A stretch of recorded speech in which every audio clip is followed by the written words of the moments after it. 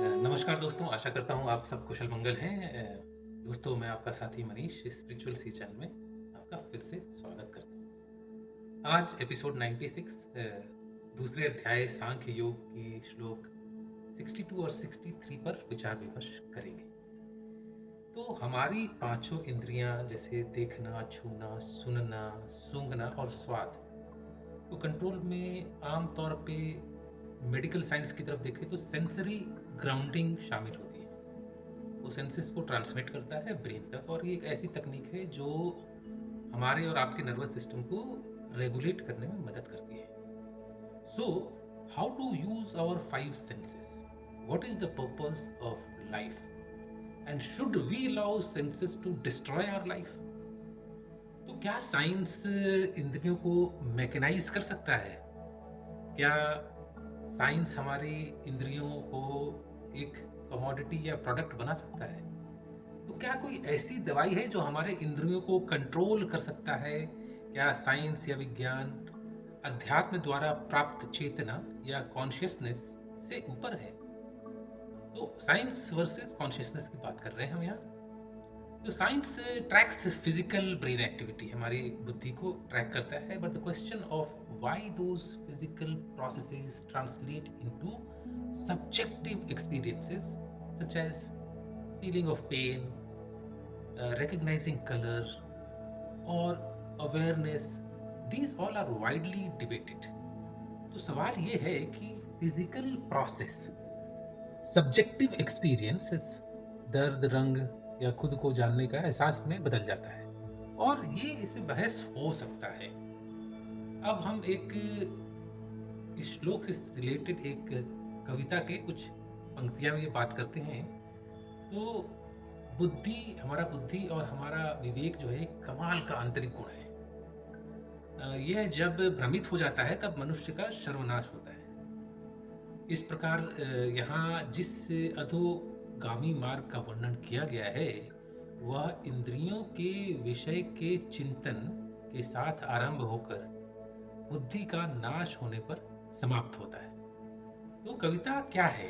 राष्ट्र कवि रामधारी सिंह दिनकर की प्रसिद्ध रचना है रश्मि रथी, और उन्होंने कहा है, जब नाश मनुज पर छाता है पहले विवेक मर जाता है, हरि ने भीषण हुंकार किया अपना स्वरूप विस्तार किया। तो destruction is 100% certain when our consciousness और विवेक डाइज। चलते हैं मित्रों अध्याय 2 श्लोक 62 और 63 पर, और उससे पहले आपसे निवेदन है कि आप मेरे चैनल को लाइक करें, सब्सक्राइब करें और अपने मित्रों के साथ में शेयर करें। ध्यायात् विषयान् पुंसः संगः तेषु उपजायते, संगात् स जायते कामः, कामात् क्रोध अभिजायते, क्रोधात् भवति सम्मोहः, सम्मोहात् स्मृति विभ्रम, स्मृतिभ्रशातः बुद्धिनाशः, बुद्धिनाशात् प्रणश्यति। भगवान श्री कृष्ण यहाँ अर्जुन को संदेश दे रहे हैं कि जो इंसान चीजों को या हम कहें वर्ल्डली प्रोडक्ट्स या कमोडिटी पर ध्यान देता है उसके मन में उसके लिए लगाव पैदा होता है, लगाव से इच्छा पैदा होती है, इच्छा से गुस्सा, और गुस्से से वहम होता है, और वहम से हमारी मानसिक स्थिति खराब हो जाती है, याददाश्त खोती है, और मानसिक स्थिति याददाश्त होने के चलते हमारा मन कमजोर हो जाता है, और जब मन कमजोर हो जाता है तो इंसान या इंसानियत या मानवता खत्म हो जाती है। Lord Krishna says to Arjun is contemplating the objects of the senses leads to attachment, and attachment leads to desire, and desire leads to anger. Anger impairs decision making, leading to memory weakness or loss, and when memory is impaired, intelligence is destroyed, and loss of intelligence leads to human downfall. अब हम देखते हैं एक शब्द के माध्यम से इस श्लोक को, deluded. Deluded means believing in something that is not true. So here Arjun is deluded. He does not want to fight. So a deluded intellect or buddhi vimudha is a state where one's rational reasoning and ability to think and discriminate truth from falsehood are clouded. It is often born out of ego, attachment, or intense emotional triggers like anger, and which causes the mind to accept falsehood as objective reality. And यही तो अर्जुन के साथ हो रहा है। तो simple deluded का meaning क्या है? Deluded is believing something that is not true.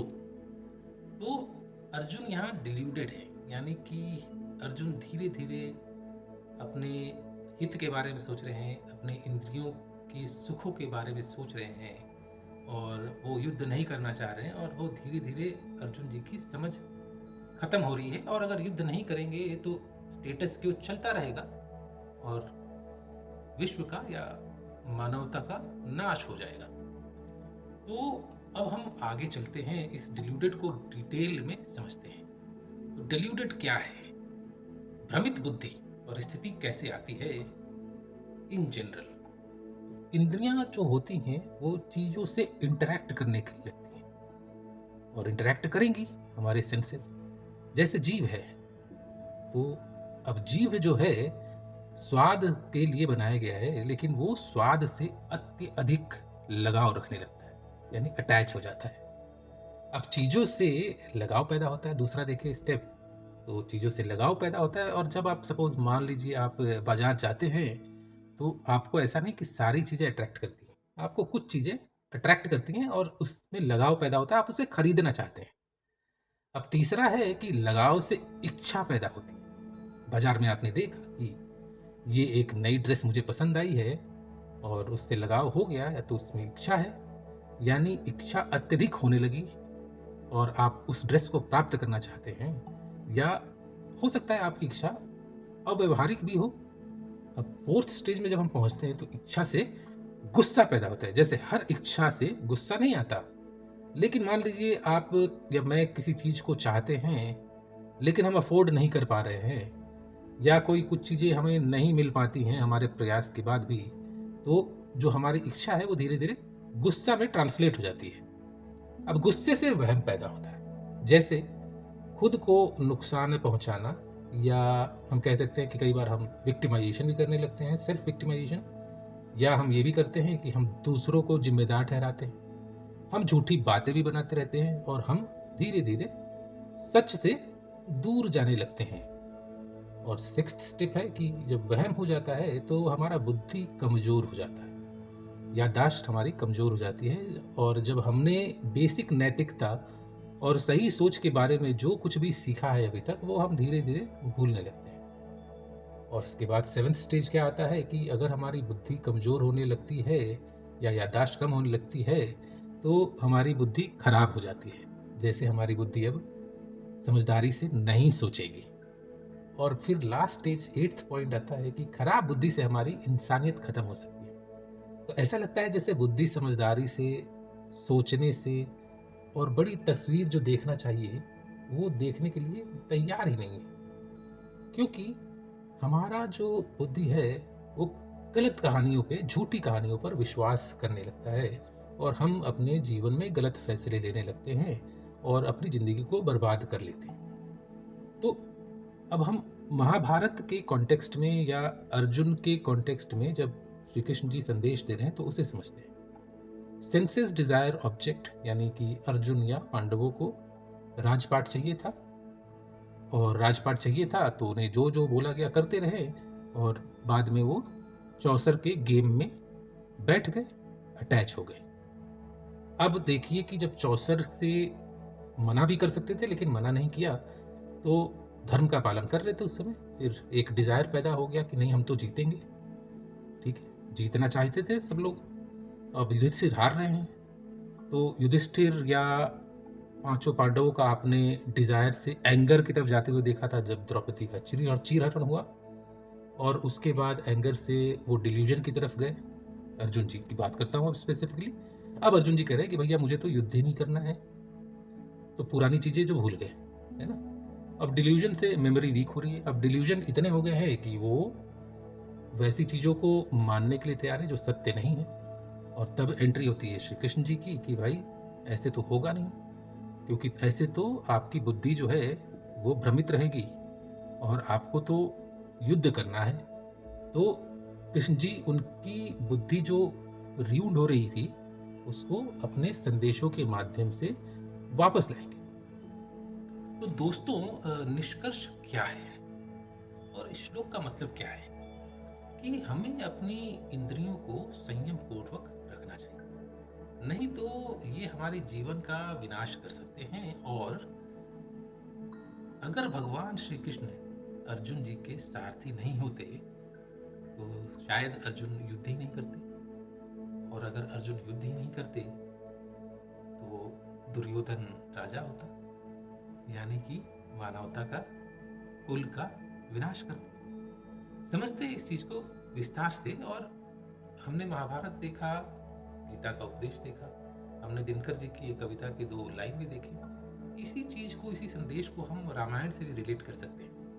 Ramayan में कई पात्रों और घटनाओं का बिल्कुल सटीक कोरिलेशंस इन 2 श्लोकों पे बैठता है, क्योंकि जब किसी व्यक्ति का अंत निकट होता है तो उसकी बुद्धि भ्रष्ट हो जाती है और वह सही गलत का भेदभाव भूल जाता है। 2 एग्जाम्पल देखते हैं रामायण से।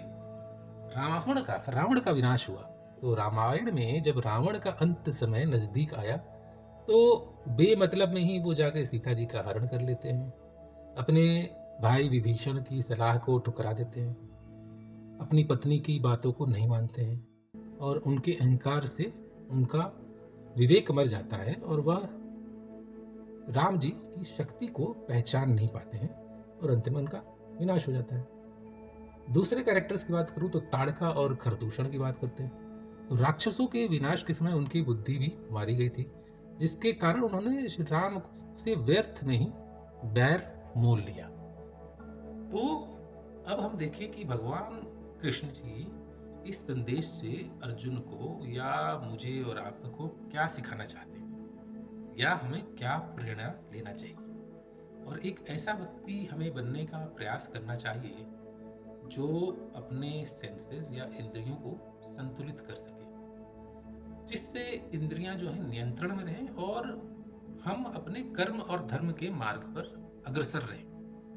अपने इंद्रियों का इस्तेमाल हमें इस तरह करना है कि आपके और हमारे बड़े मकसद या लार्जर पिक्चर में मदद मिले। इंद्रियों को हमारी जिंदगी को तबाह नहीं करने देना चाहिए। इंद्रियों पर काबू पाने के लिए जब भी हम खुद को भटकते हुए पाए तो क्या करना चाहिए? हमें संयम रखना चाहिए और हमें ये भी ध्यान रखना चाहिए कि जो स्थिति है अभी ये टेम्पररी है, ये स्थिति लंबे समय तक नहीं रहेगी। तो हमें अपने मार्ग से नहीं भटकना चाहिए, हमें हालात को अलग तरीके से देखना चाहिए, एक अलग नजरिया देना चाहिए और इंद्रियों को संतुलित करके कर्म धर्म के मार्ग पर चलते रहना चाहिए।